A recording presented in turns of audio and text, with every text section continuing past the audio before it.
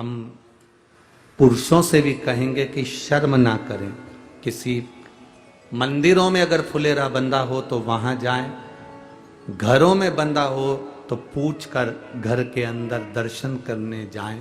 अपने दिल की बात हाथ जोड़कर बाबा से हृदय के साथ कह कर आए, बाबा आप सुनोगे मेरी बात, आप स्वीकार। शिव तत्व है।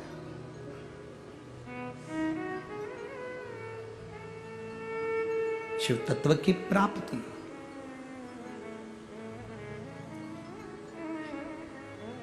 एक फुलेरा दूज का धतूरा सुना है ना कथा में।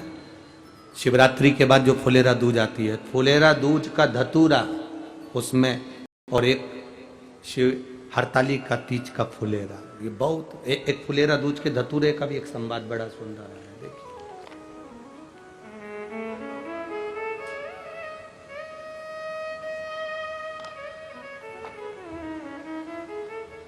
पत्र बहुत बड़ा है। द्वारका नागरगोजे पुणे हड़पसर महाराष्ट्र से हूं।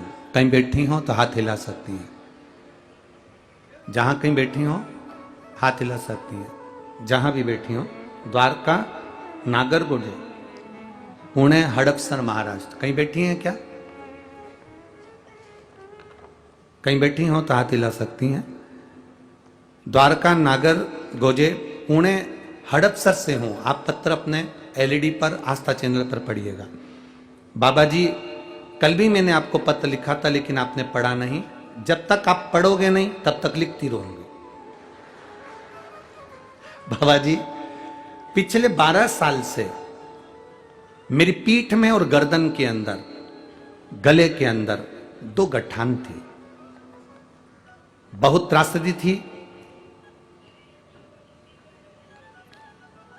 हॉस्पिटल में जांच कराई, डॉक्टर को बताया, और श्रीदी हॉस्पिटल के अंदर जब डॉक्टर को दिखाया तो उन्होंने कहा तुम्हारे पीठ में भी और गले के अंदर भी बड़ी गठान हो गई है, उसका ऑपरेशन जरूरी है, उसको निकालना पड़ेगा।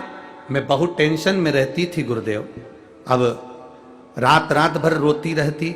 फिर एक सहेली ने मुझे आपके बारे में बताया। फिर मैंने आपकी YouTube पे कथा सुनना चालू किया। फिर आपने जो धतूरे का वर्णन बताया था फुलेरा दूज का, वो धतूरे का स्मरण करा। शिवरात्रि के दिन 7वां धतूरे का स्मरण शिवरात्रि के बाद जो आपने बताया वो किया। और बाबा की कृपा का मैं क्या गुणगान करूं गुरुदेव। मेरी पीठ की गांठ और गले की जो गठान थी उसके ऑपरेशन के लिए मुझे तारीख निकाली गई, और उस तारीख को मैं चेक कराने के लिए वापस गई तो डॉक्टर ने कहा ये कैसे हो सकता है, जिसका ऑपरेशन करना था वो गठान गल चुकी है। मैं बाबा को प्रणाम करने हड़पसर से। अगर कहीं बैठी हो तो अपने दोनों हाथ हिला सकती है। आई हुई है? अच्छा उधर हैं क्या? ठीक है। टीवी चैनल पर अगर वो दिख जाएं तो देख लेंगे, नहीं तो एलईडी वाले अपने कैमरे से कवर कर सकते।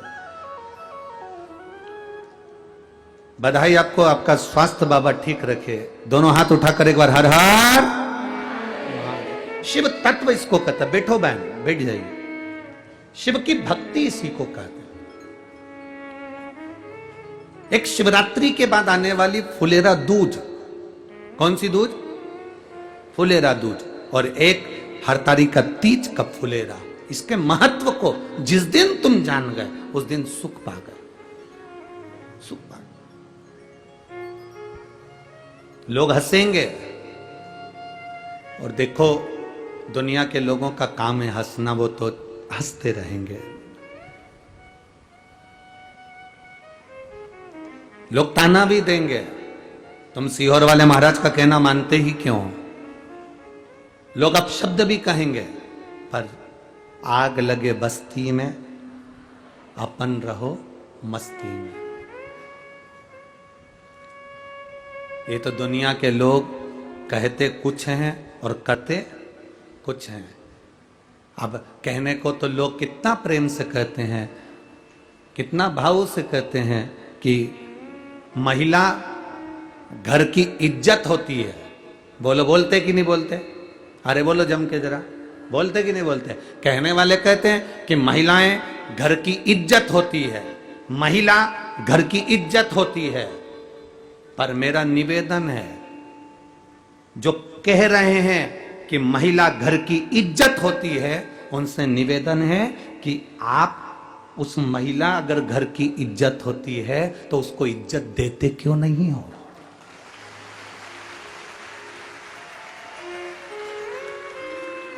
कहने में और करने में अंतर है। कहने वाला तो कह देता है कि महिलाएं घर की इज्जत होती हैं, महिलाएं घर की इज्जत होती हैं, तो तुम कह तो रहे हो, पर अपने घर की महिला को इज्जत देना सीखो, अपने घर की महिला को आदर देना सीखो। केवल कहने से नहीं होगा कि महिला घर की इज्जत होती है। महिला को जिस दिन तुम इज्जत देना चालू कर दोगे, उस दिन घर की इज्जत महिला होती है, तब मान्य होगा। ये तो दुनिया के लोग कुछ भी कहते फिरेंगे, इनका इनका इनका कोई वर्णन नहीं है। कहते कुछ है, होता कुछ है, कहते कुछ है, करते कुछ है। बोलने को बोल दिया कि महिलाएं घर की इज्जत होती है, पर इज्जत दो तो। इज्जत देने से महिला इज्जतदार बनेगी, आप इज्जत दोगे ही नहीं। आप शब्द कहते हो, जब देखो जब 3 शब्द ऐसे बोल जाते हो, 2 मिनट के लिए घर आते हो, आड़े तेड़े शब्द बोलकर चले जाते हो, ताने देकर चले जाते हो, आप शब्द कहकर चले जाते हो, उसको पांव की ठोकर के बराबर मानते हो, उसको धूल के बराबर मानते हो, और वो एक तरफ कहते हो कि महिला घर की इज्जत होती है। उसको इज्जत देना चालू करो, उसको सम्मान देना चालू करो। और जो सम्मान, जो इज्जत मेरे महादेवों ने नारी को दी है, जो इज्जत, जो सम्मान मेरे भोले बाबा ने स्त्री को दिया है, जो इज्जत, जो सम्मान मेरे शंकर भगवान ने स्त्री को, नारी को दिया, ऐसा सम्मान दुनिया में कोई नहीं दे सकता। मेरे भोले बाबा जो दिए वो सम्मान कोई स्त्री को नहीं दे सकता। कौन दे सकता? शंकर भगवान का शिवलिंग जमीन पर,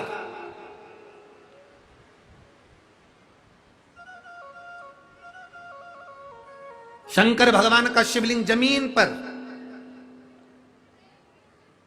पार्वती जी जमीन पर हैं क्या? जम के बोलो जरा। नहीं, पार्वती जी को थोड़े ऊंचे स्थान पर शंकर जी ने विराजमान करा।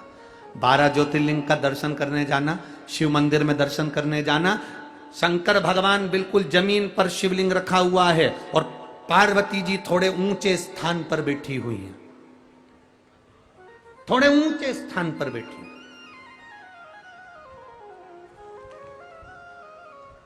जितना आदर मेरे देव अधिदेव महादेव ने स्त्री का करा है, जितना आदर मेरे देव अधिदेव महादेव ने नारी का करा है, इसीलिए तो सबसे ज्यादा संख्या में शंकर भगवान की पूजन करती कौन है? नारियां करती। कारण क्या है? क्योंकि उन्हें आदर दिया है, उन्हें सम्मान दिया है। जो अपनी नारी का सम्मान करते हैं, जो स्त्री का सम्मान करते हैं, जो आदर करते हैं नारी का, जो नारी के लिए शब्द श्रेष्ठ बोलते हैं, नारी उसका आदर करती है। और जो नारी को अपशब्द कहते हैं, फिर नारी भी उसका आदर करना बंद कर देती है।